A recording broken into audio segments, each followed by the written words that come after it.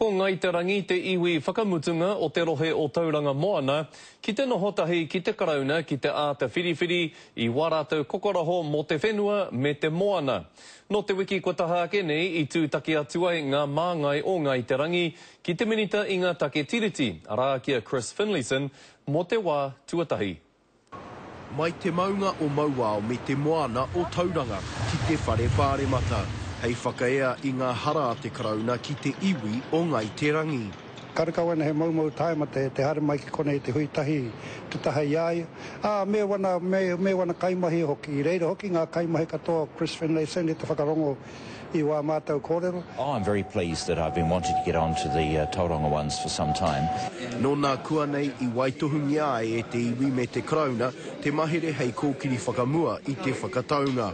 You know that we signed the terms of negotiations, so we're just getting underway and very keen to see if we can get to AIP sooner rather than later. Ko te mema o mua mo te waiariki, me mararangi i nāia nei o reipa, te kai whiriwhiri matua. Kōrero hia mātou ki te minita.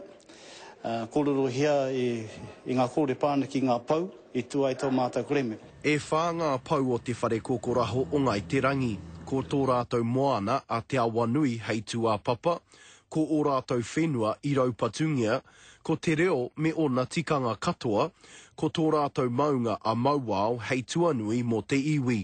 Nā rungu i tēnā ka tū tō mātou kreme, nā rungu i tēnā ka timati hia mai ngā kōrero whiriwhiri, ki mui te minita, ki mui te kāwanatanga, ki oti pai ai, e nei āhuatangi pāne kia mātou o kia tātou o ngai te rangi.